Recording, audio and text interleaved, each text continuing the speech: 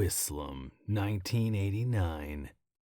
Written by Mercury the Scribe. I went back to that town, and I shouldn't have. DeLong, sister. This letter may never find you, but I must write it anyway, for my own sanity. I feel your spirit yet lingers. Or perhaps I had simply gone crazy. Perhaps I've broken down. After all these years, your disappearance was never solved, and now I am sure your spirit or some impression of you waits there restlessly. On the eve of that accident's anniversary, I took the first train out to Whislem. I went back to that once happy place and found it trapped in winter. Mother tried to dissuade me on behalf of our ill father. I still see the effects of the explosion in the discolored skin on his face and the brittle patches of hair. His sight never returned, and his memory is faulty. He was once so strong, a military man. Do you see what he has become? Still, Delon, I find my peace by going back there. I saw you in my dreams nightly, running through the halls of the base. I could never quite catch up. You called out my name and it rang in the empty halls. Don't you see, I could not let you go until I returned. I felt it in my bones, my skin, teeth and nails. Were you calling to me, sister? Is our twin sibling bond something unbreakable? The answers were in the ruins of the plant and that military base. I hung onto your favorite coin, the one father brought back from Vietnam. As soon as I entered that town, it was the only warm thing besides myself. Whislem had died. Save the few drunks who shut themselves up in dilapidated bars and boarded up homes. How could they still live here? Wasn't the place toxic? A heavy snow covered the place. Everything was white and icy. Snow-topped trees blanketed the land in a thick forest. That is where the base and plant was. I looked past buildings and gazed at the spaces between them to see alleyways. That was the first time I saw you.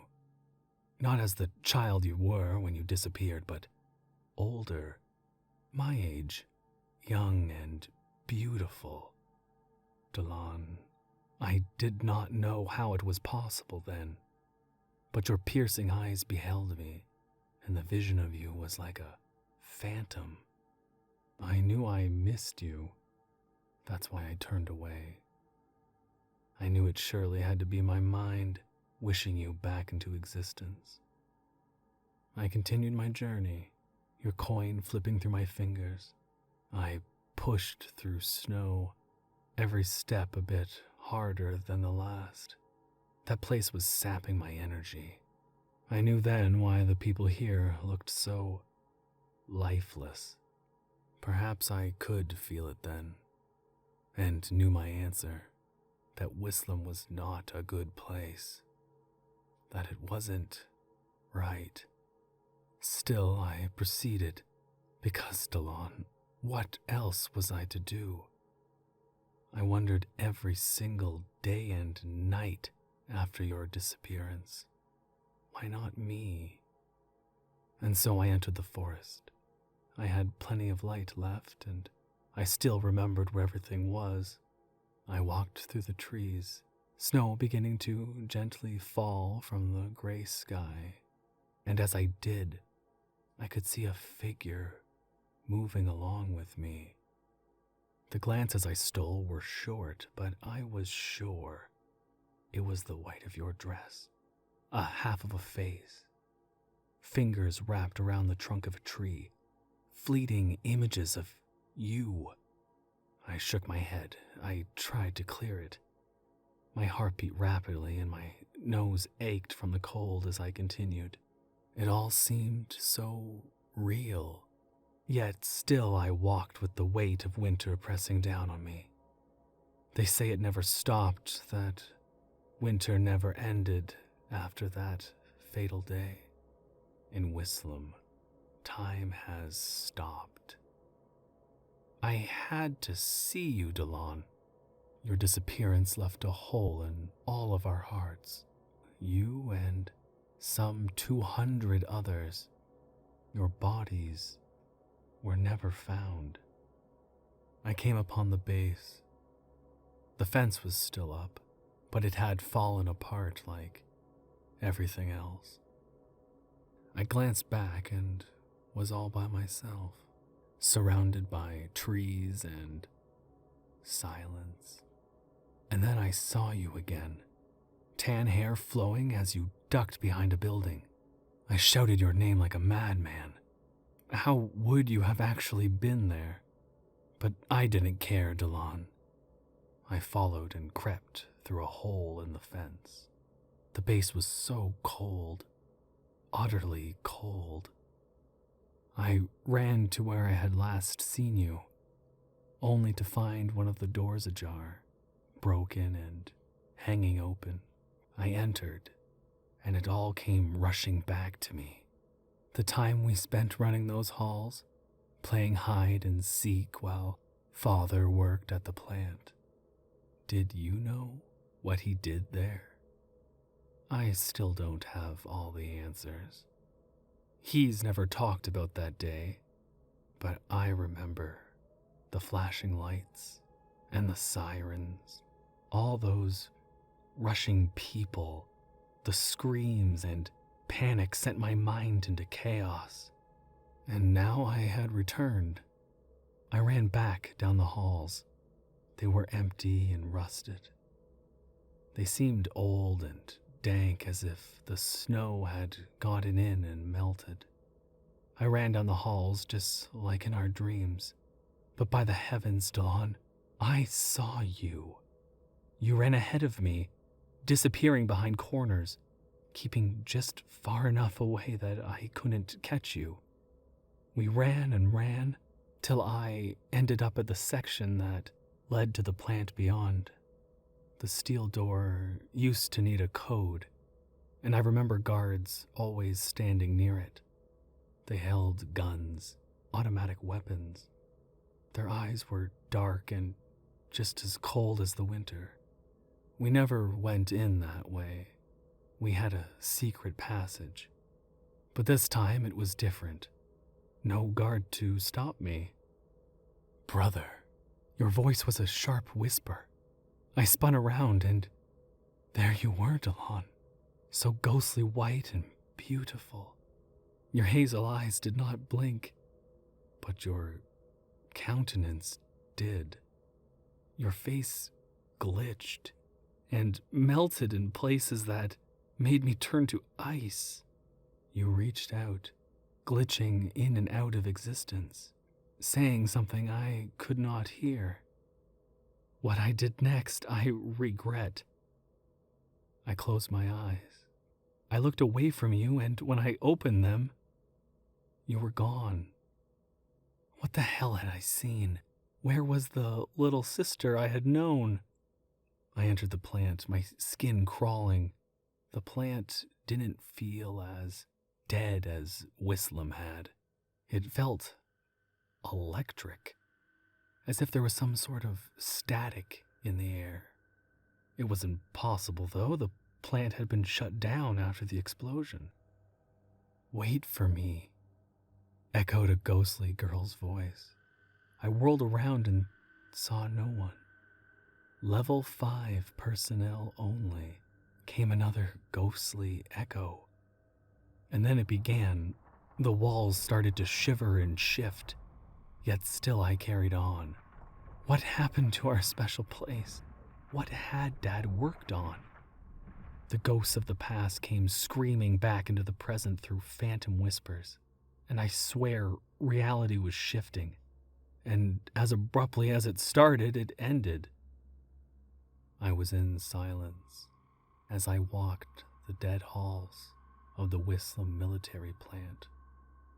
Labs branched off down dark corridors, and just ahead was the power supply room, the reactor. The air felt sticky and heavy. "Don't," your voice whispered. "Don't what?" I called out. You couldn't have still been there.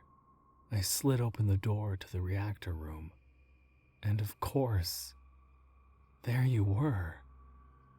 Beautiful, ghostly, and crying. The reactor should have been powered down, but I could feel a slight buzz in the air. The visions of you were glitching in and out. You pointed towards the reactor and spoke, but Delon, I could not hear you. And then, all at once, everything came crashing together. The screams, the cries, the smells of chemicals, and ghostly, glitching people all around me. Finally, I could hear you. "I'm trapped," you said. "Don't come here, brother, or you'll never return." Delon, is that really you? Everything looked warped. It buzzed and blended together like running paint. My world seemed to shatter around me. "You have to leave," you said. "The reactor should be off. No, you have to leave Whislem. This place." Your voice cut in and out. "Father knew what they were doing. Reality split. Your world are separate." And then everything stopped. I was still and quiet, as if I had hallucinated the whole thing. But I hadn't. I stood there, gawking, just before you screamed back into existence, inches away from me. The world was melting around me in a cacophony of sounds and colors. "Get out, or stay with us forever," you screamed. The piercing wails and screeching made my head feel as though it would burst. I clamped my hands over my ears and turned and ran. I didn't want to, Delon. I didn't want to leave you, but your sorrowful, glitching face told me that I couldn't help you if I stayed. I got out of there. I ran through the base and through the cold forest. I got to town, and it was silent and empty. No signs of people, just decrepit buildings. Were they ever real to begin with? Delon. They say winter never ends in Whislem, and I think I know why. That day, the reactor malfunctioned, or perhaps it did exactly what it was meant to. You disappeared. So did 200 others, while the rest of us suffered with the after effects. I left as you told me to. I went back home and saw our father. I told him what I saw, and he balked at the idea, but faltered when I told him of you, and how I felt you were still there, trapped. Perhaps he knew the whole time what they were creating and trying to do. Their experiments with time and space tore the fabric of reality. Delon, my twin sister, I think we are still connected. That is how I was able to step between my world and the world you are now trapped in. And I promise you, Delon, I'm going to go back there. I will not abandon you. When I do return, I'll have found a way to set you and everyone else free from that endless winter. Just wait for me, sister. With love, Dion.